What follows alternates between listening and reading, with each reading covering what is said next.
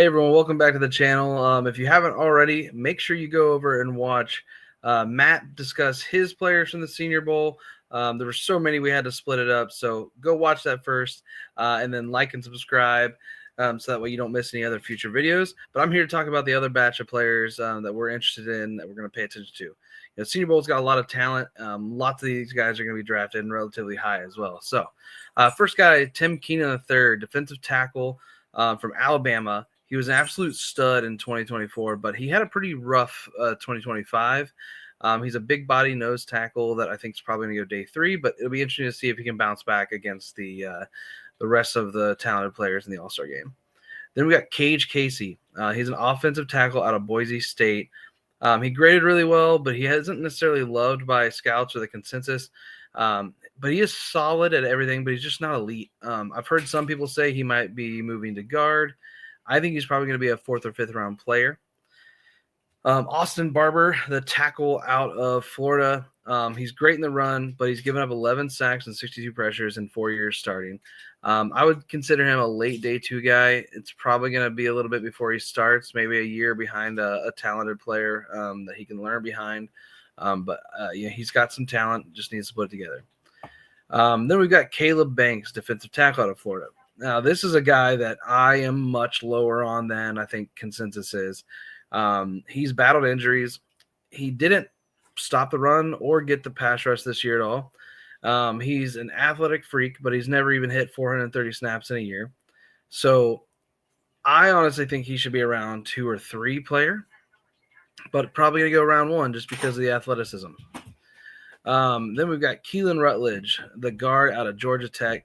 A lot of people are starting to key in on this guy. Top 10 interior offensive lineman for me. He's a stud in the pass game. I have him as a day 2 player. We've got the quarterback, Luke Altmaier out of Illinois. He's one of those QBs that is just solid. He's an accurate passer who does struggle against pressure. I think he's good enough to play in the league, maybe as a long-term backup. You're probably looking around 5 to 7. Now, one of his offensive linemen, J.C. Davis, big 320-pound offensive tackle who excels against the run, probably going to be a day 3 guy. And then also in Illinois, you got Gabe Akis, who was an edge. He had a ton of preseason buzz, right? He was one of those guys that people talked about as a guy to watch to break out this year. A lot of people thought he should have came out last year. He's a shorter, heavy edge. And what's funny is he actually had his best year this year from a production standpoint, but it seems like the buzz has settled a little bit. I think he's a day 2 guy that's going to be an immediate rotational guy that can potentially be a long-term starter in the NFL. Then we've got A.J. Halsey. He is a safety out of LSU. I think his year-to-year growth has been great while moving to different schools. He's great in coverage and not really a box guy. I think he's going to be somewhere between 25 and 45. We've got Malachi Fields, the wide receiver out of Notre Dame. He's tall, got great hands. He can be a great number 2 for a team. I don't think he's ever going to be a number 1 in the league. I think he's probably going to be a late day 2, early day 3 guy, somewhere in that 100, 120 range. Nick Singleton, the running back out of Penn State, he had a down year on a pretty bad team. He seemed to kind of lack speed and balance this year. I personally have dropped him all the way down to around 3. Think he can play a role, but just don't see the upside with him. Le'Veon Moss is another guy who has just been riddled with injuries his entire career. He's got like 400 total snaps as a running back, and that's not something that you're used to seeing as a guy that's going to be drafted high. He's super talented, but I think there's a good chance he ends up falling, similar to like Taj Brooks, who had some injuries. Ja'Cory Krosky-Merritt, who had some injuries. He probably falls to the back end of day 3. But if he's healthy, he can be a contributor. Trey Zune, the offensive tackle from Texas A&M. He is tall. He's got quick feet against the pass. Struggles in the run a little bit. I think he's a day 2 developmental guy. Again, not a guy you probably want to start year 1, but if you can get him into a system with a good offensive line coach that can work with him, he can potentially take over and be that guy down the road. Lee Hunter, one of my favorite players. He's my DT2. He's a beast against the run, but he's also got a 19.8 true pass set, pass rush win rate. I honestly would take him anywhere from 25 to 45. I could see him dropping a little bit below that, but I love the guy. I think he's going to be a great all-around player. David Bailey, if you haven't watched my videos all year where I've talked about David Bailey, I called it at Stanford. I was like, this guy is going to be an incredible player. He has improved his his run defense all season, and his pass rush was phenomenal from the start.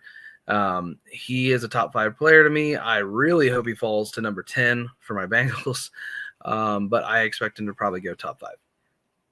McNeil-Warren, the safety out of Toledo. Something about Toledo players, they're always finding these studs on defense.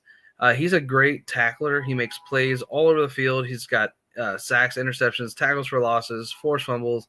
He's elite in coverage. He spends a lot of his time in the box. I think he should, again, be one of those guys that goes somewhere between 25 and 45.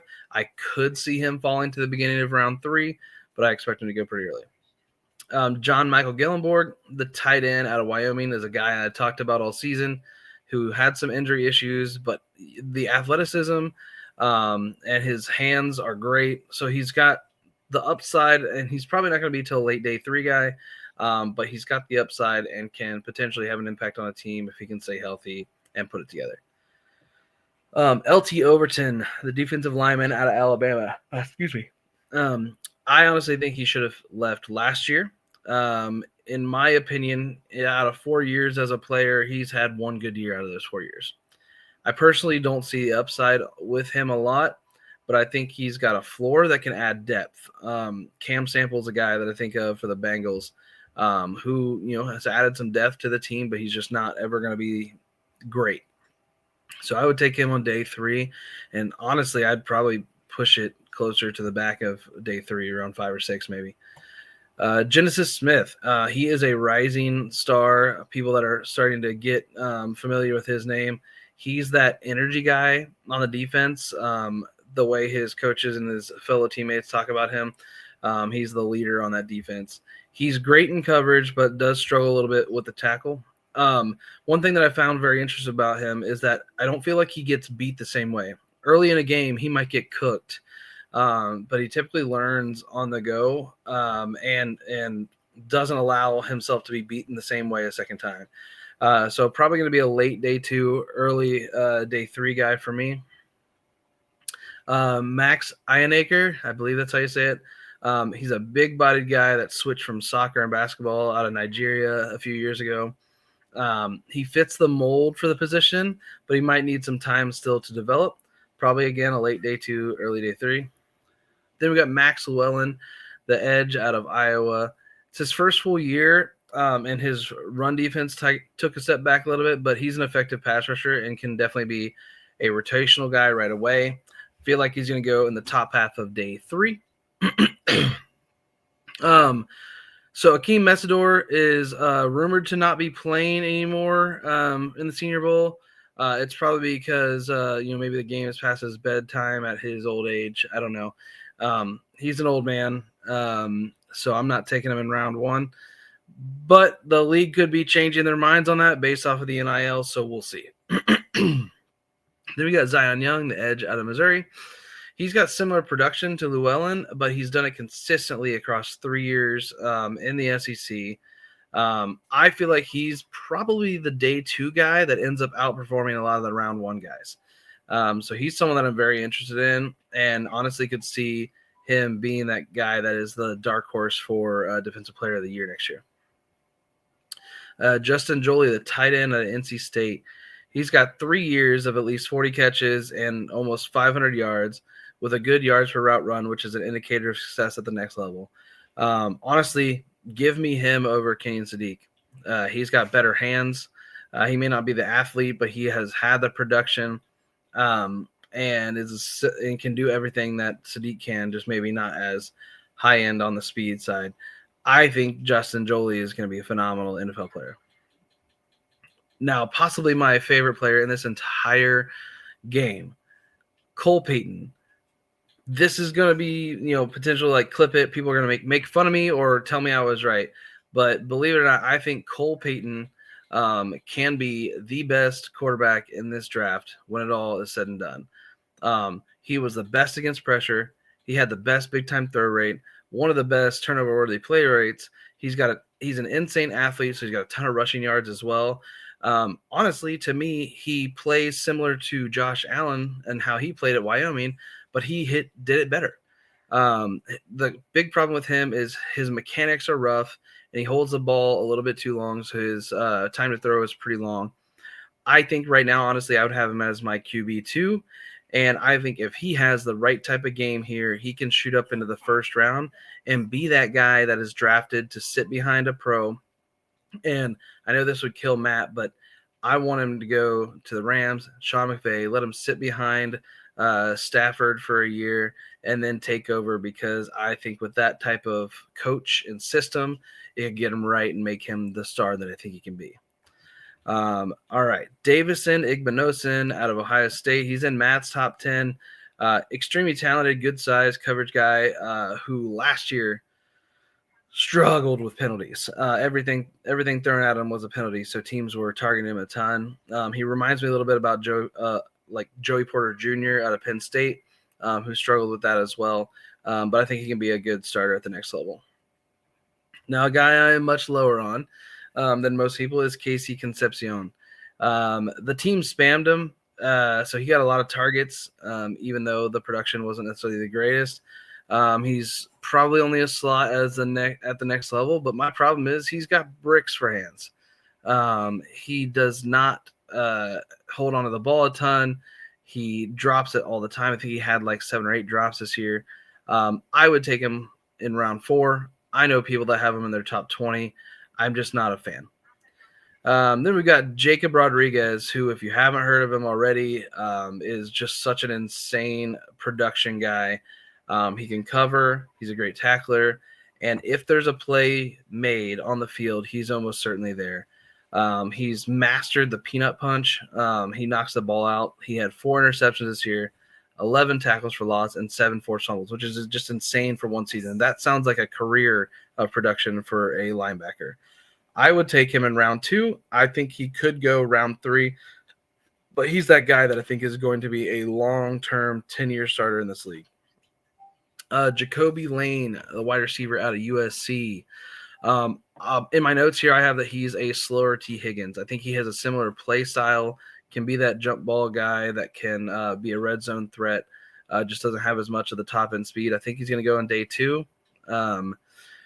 Now, Ruben Bain and D'Angelo Pons, we all know about them. Bain, there's a question about his arm length, but he's rumored to not be there, not playing in the game anymore. Pons, same thing, rumored to not be there, not playing in the game anymore after how long their season went. But Pons, I don't care that he's 5'9". He has the best technique of any corner in the entire NCAA. I talked about him all year. You can go watch some of those videos if you want, but I think he's going to be a stud at the next level, whether you play him at nickel or on the outside. And then the last guy I have to talk about is Kalen Black, running back out of Indiana. He's a short, stocky guy who can be a solid part of a room. He's not going to be that 3-down guy. He's not going to be the world beater, but he can be an impact player that can fill out the room for a team that already has an established starter. Probably going to be a late day 3 guy as well. No, there's probably tons of players that Matt and I didn't talk about. That's not necessarily because we didn't like them, but that's because we didn't want to make 1,000 videos and didn't want to make these videos super long. But make sure that you tune into the game. You watch the practices. A lot of these guys are going to show out in practice, and because their agent says, hey, you've done what you needed to do, they're going to go home. So don't be surprised by that when it happens. But it's going to be a fun week, and the Senior Bowl is something that I hope to, down the line, be able to get credentials to and go watch, because I think it's just an awesome event, and they do a great job. So make sure you go watch and support these players and see who your team's gonna potentially draft. One thing to look for: if your coach or if a coach from your team is a coach on one of the rosters, don't be surprised if those players end up going to your team. That is a very common thing around the league. They coach these guys at these all-star games, and they fall in love with them, and that's who they end up drafting, because they can then, stand on the table for the guys that they worked with. Make sure that you like and subscribe, hit the notifications so that way you can see all of the insane draft coverage that we have coming up. And we should be live here on Tuesday evening to finish up our talk about our shadow teams and get ready for the next year of shadow drafts. As always, thanks for watching, and we'll see you on the next episode.